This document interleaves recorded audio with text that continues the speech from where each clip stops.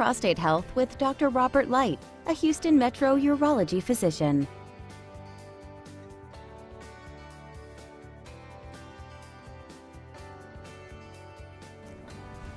This is Dr. Bob Light at Houston Metro Urology, beginning my second brief talk on prostate cancer. Who should be screened for prostate cancer? How do we screen for prostate cancer? And what do we do with the results? Well, from my previous talk, we know that prostate cancer, being the second leading cause of cancer death in men, is significant. We have to decide who should we look for prostate cancer. When should we screen? And this is pretty controversial. Obviously, if you're under 50, the risks of prostate cancer are pretty low. But if you're under 50 and you have multiple family members with prostate cancer in your family, maybe we would begin screening fairly early. On the other hand, if you're 75 years old and the risk of you dying of cardiovascular disease far outweighs prostate cancer death, then maybe perhaps you're not a good candidate for screening. Usually we pick healthy people who have a likelihood of living another 10, 15 years for screening.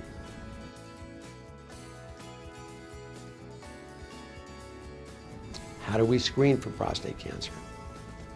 Well, in addition to gathering data, race, age,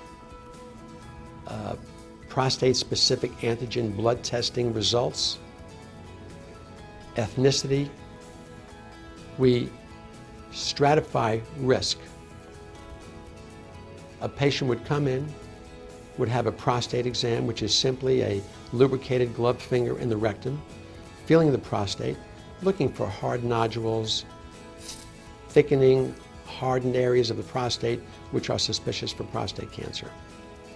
A blood test called the prostate-specific antigen also is used for screening.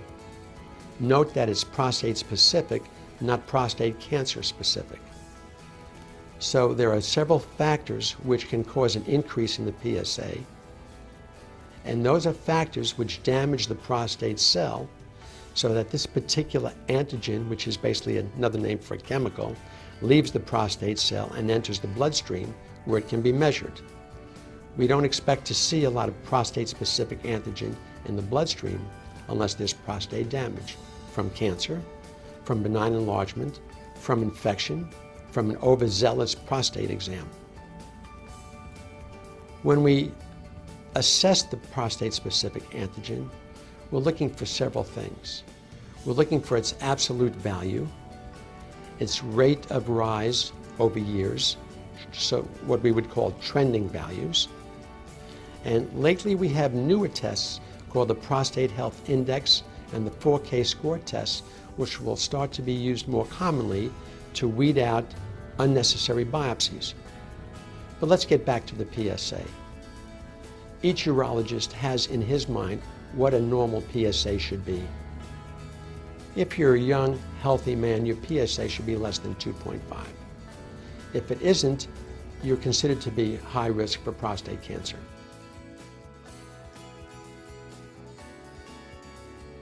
Looking for prostate cancer is not so easy. We need tissue to submit to a pathologist for a microscopic exam. The only way to get tissue is through a prostate biopsy. There are several risks of a prostate biopsy, including infection, bleeding, minimal discomfort. Bleeding always goes away, but infection could be a serious risk. That is the main reason why we don't biopsy all men looking for prostate cancer. A fever following a prostate biopsy can be serious and needs to be treated within 12 hours. I tell all my patients if they get a fever the night of the biopsy to call me first thing the next morning, and they're admitted to the hospital for intravenous antibiotics. Now, at Houston Metro Urology, we take infection prevention very carefully. Most patients are given 2 different types of antibiotics, orally and intravenously or intramuscularly prior to a biopsy, which will moderate the risk. Currently, our risk of prostate infection following prostate biopsy is around 1 to 1.5%. Some of us are beginning to do rectal cultures looking for a bacteria prior to the biopsy that might be resistant to our typical prophylactic antibiotics. And this can drive down the risk for prostate cancer even more, to less than 1%. So we have a discussion with the patient. It's called shared decision making.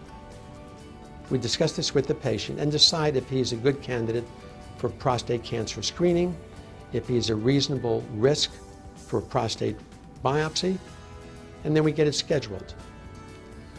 At Houston Metro Urology, we offer our patients prostate biopsies under local anesthesia or intravenous sedation, which seems to be more and more popular.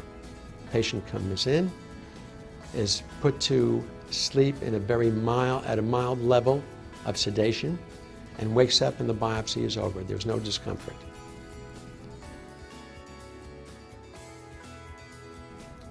What we do with the results of the prostate biopsy is another story, and that'll be discussed later on. In the last year and a half, we started using multi-parametric MRI imaging, which has increased our diagnosis of prostate cancer by showing us areas of the prostate that were hard to see by ultrasound. We would send a patient to one of our radiology partners in the community for a multi-parametric MRI, and the data of that MRI is transferred to our surgery center via the internet. And the radiologist's abnormal areas, which have been highlighted on the MRI, are present on a machine in our surgery center.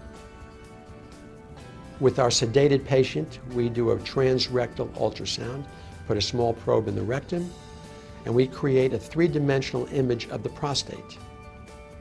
We have the software that will merge the images, lock it in, and we can now see the abnormal areas as highlighted by the radiologist on the MRI on our ultrasound imaging. The good thing about this is that it only shows more aggressive or more significant lesions. And this has increased our accuracy, and we feel that we're missing less cancer. Stay tuned for more information about where we go after the biopsy. Thank you.